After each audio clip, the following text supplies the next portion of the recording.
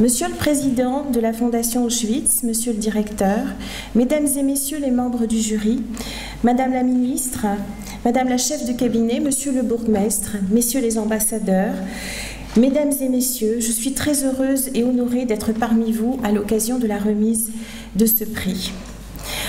Avant de vous présenter brièvement les grandes lignes de cette recherche, je tiens à remercier, sans pouvoir toutes les citer, les nombreuses personnes qui m'ont soutenue, les professeurs Pierre Bayard, Serban Ionescu, Marie-Dominique Garnier, Françoise Nicoladze, des institutions aussi, la FNDIRP, la Fondation pour la mémoire de la déportation, l'association française Buchenwald-Dora et Commando. Je n'aurais pu mener à bien cette recherche sans l'aide des archivistes français, allemands et suisses, et sans celle des historiens Claude Delasselle, Joël Droglan, Olivier Lalieu. Enfin, je remercie Jean-Luc Trinquet et mes proches. Je dédie ce prix aux déportés Floréal Barrier, Joseph Bialot, Maurice Klink, Bertrand Hertz, Norbert Labo, Jean Léger, Maurice Aubrejean, Pierre Pardon, Émile Torner, qui ont accepté de partager avec moi leur histoire, leur terrible histoire et leurs terribles espoirs. Et je le dédie aussi à leurs familles, ainsi qu'à tous les résistants. En quelques mots, je vais essayer de vous raconter ce que j'ai raconté. Là, je suis partie d'une question simple, c'est-à-dire qu'est-ce que c'est qu'un résistant? Est-ce que résister favorise la résilience? Donc, et à partir de Semprin, je me suis posé un certain nombre de questions aussi toutes simples. Pourquoi et comment un jeune homme rêvant d'être écrivain s'engage-t-il dans la résistance? Pourquoi décide-t-il de se taire à son retour du camp? Pourquoi, 18 ans plus tard, choisit-il le roman pour évoquer son expérience concentrationnaire? Parce que lui-même a répondu à ces questions, en tout cas on a proposé des réponses. L'étude de l'œuvre de Semprin a donc servi de cadre à cette recherche et j'ai voulu chercher à savoir, enfin chercher à comprendre les motivations conscientes et inconscientes des résistants, les compétences et les stratégies mobilisées. Alors, qui est Georges Semprin? Eh bien, je vais aller assez vite puisque Pierre Mertens l'a bien décrit. Il est né en 1923 à Madrid, il est orphelin de mère, donc il connaît la guerre d'Espagne, l'exil, l'occupation, il interrompt des études prometteuses et il s'inscrit au Parti communiste et c'est là qu'il entre en résistance. Ce choix fit irrémédiablement basculer sa vie. Arrêté en 1943, torturé, incarcéré à la prison d'Auxerre, il est déporté à Buchenwald. Il a 20 ans. Recruté par la résistance intérieure du camp, car il parle l'allemand, le français et l'espagnol, il est affecté à l'Arbeitsstatistik, c'est-à-dire le bureau des affectations et de l'organisation du camp, du travail dans le camp. Le camp est libéré, puis en 1946, ses tentatives d'écriture le ramenant à la mort de Buchenwald, pour survivre, il renonce à l'écriture, mais il entre à nouveau en résistance au sein du Parti communiste espagnol clandestin jusqu'en 1964, date à laquelle il est exclu. Dans cette clandestinité, il se met à écrire et en 1963, on a son premier témoignage qui en fait est un roman et qui s'appelle Le Grand Voyage, écrit en français par un Espagnol apatride qui ne revendiquait comme seule identité que celle de déporté. En bon clandestin, il mène mille et une vies, scénariste, essayiste, préfacier, dramaturge et même ministre de la Culture. Avec l'écriture ou la vie, il devient témoin. Il est déjà depuis longtemps, ce qui l'agaçait d'ailleurs un petit peu, sujet de recherche universitaire.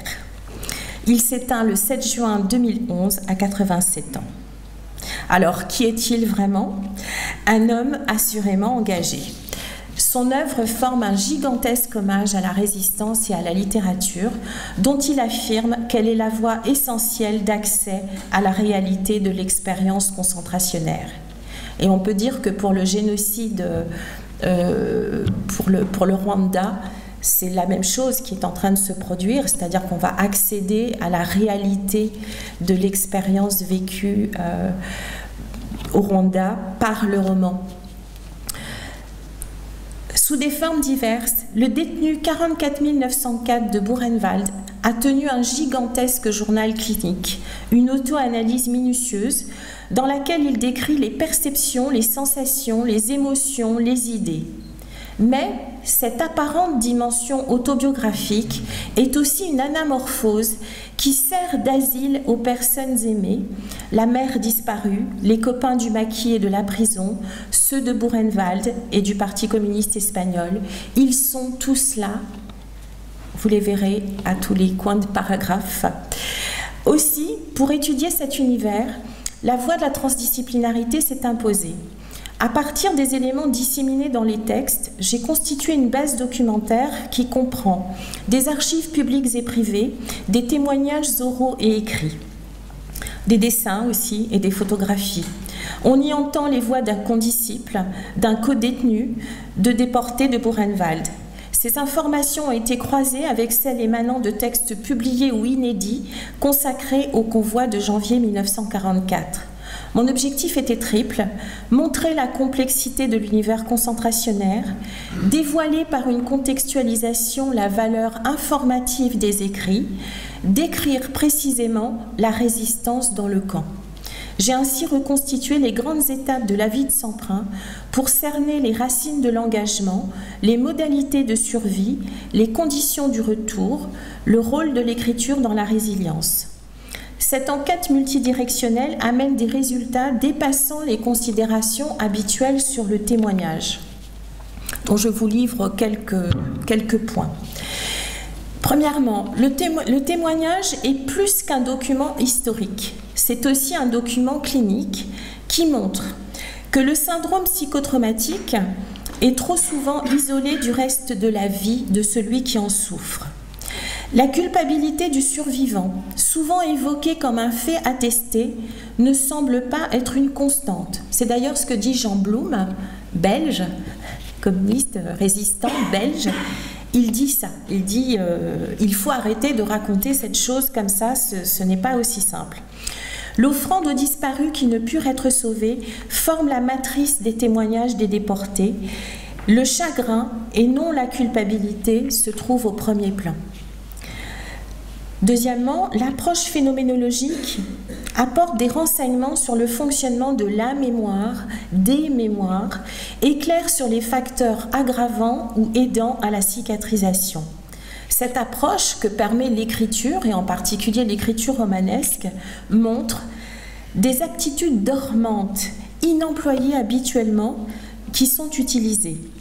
Par exemple, la modification des perceptions du temps et de l'espace, le développement de la sensibilité aux signaux infraverbaux, l'hypermnésie, le développement de capacités d'empathie et d'intuition, la transmodalité des perceptions et des modes d'expression, comme l'a fait Jacques Rosenberg en passant de la musique à la peinture. À propos de la résilience n'est pas un état. C'est un ensemble de processus en perpétuel remaniement. Elle ne peut advenir que par et grâce à autrui. L'environnement est donc primordial. Sans tuteur, pas de résilience. Et sans tuteur, pas de résistance, au sens politique du terme. Promue par les comités de résistance dans les camps, la culture sous toutes ses formes joue symboliquement ce rôle. Il ne s'agit pas seulement de survie, mais de transformation. Au contact de l'autre, de celui qui aide, l'identité se métamorphose et les apprentissages sont facilités. Autre point, la littérature et l'écriture sont des armes de guerre assurant la survie individuelle et collective. Le style est un exercice de survie, comme dit Semprin. Le roman est la voie royale d'accès à l'inconscient. Enfin, les valeurs idéales de la résistance, que j'écris avec une majuscule, structurent l'identité. Elles permettent de vaincre l'effroi et de continuer la lutte. Elles sont des tuteurs pour notre présent. Nous pouvons nous inspirer inspirer des modèles pédagogiques, des dispositifs de soins et d'accompagnement innovants promus par les résistants. Il nous faut, écrit Semprin, je cite, « postuler un idéal du nous, une histoire commune à prolonger, à reconstruire, à inventer sans cesse. La continuité de l'espèce dans ce qu'elle récite d'humanité possible, sur le mode de la fraternité, ni plus, ni moins. » Je vous remercie.